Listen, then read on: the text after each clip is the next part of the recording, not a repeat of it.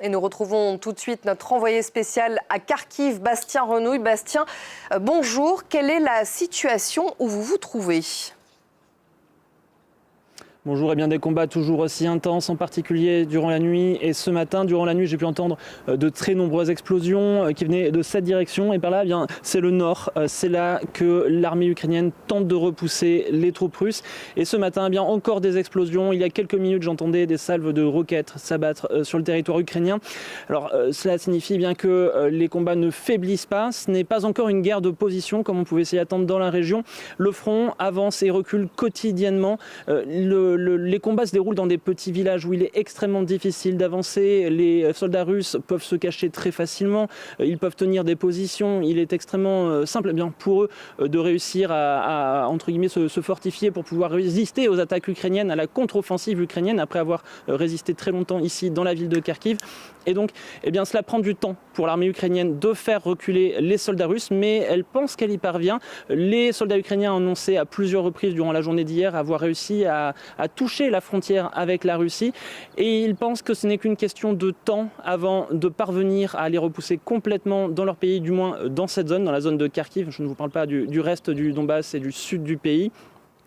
Mais voilà, les attaques continuent. Hier, des salves de roquettes ont de nouveau touché les environs de Kharkiv et cela fait des morts côté des civils. Un centre médical, qui est aussi un centre culturel, a été touché. Au moins 2 personnes ont été tuées selon les autorités locales et il y aurait plusieurs blessés. Bastien, la Russie est accusée de crimes de guerre. Vous avez recueilli des témoignages d'Ukrainiens. Racontez-nous. Eh bien, il y a plusieurs types de crimes qui ont été commis sur le territoire. Tout d'abord, les bombes à sous-munitions qui sont interdites par la Convention de Genève, dont la Russie n'est d'ailleurs pas signataire. Ces bombes qui envoient de nombreux projectiles, qu'il s'agisse de fléchettes, de petites billes de plomb ou encore des explosifs qui peuvent ressembler à des jouets que peuvent ramasser les enfants et qui sont extrêmement dévastatrices, qui ont fait de très nombreux morts.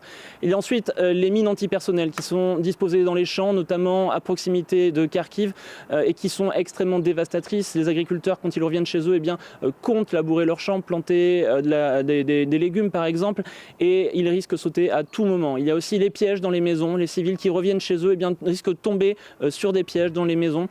C'est extrêmement dangereux là aussi. Et puis il y a toutes les atteintes commises contre les civils, contre les hôpitaux, tous ces endroits qui sont bombardés illégalement. Si les Russes ont effectivement bombardé volontairement les écoles, les hôpitaux, eh bien, il s'agit de crimes de guerre, mais ce sera extrêmement difficile à prouver. C'est ce que va tenter de faire l'ONU, mais la Russie peut toujours eh bien, dire qu'il y avait une cible militaire à côté et qu'ils ont loupé leur tir.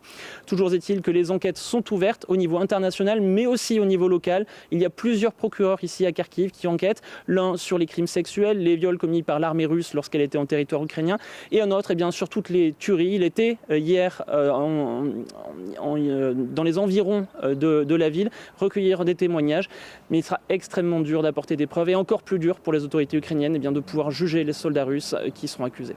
Merci Bastien Renouille, envoyé spécial de France 24 à Kharkiv.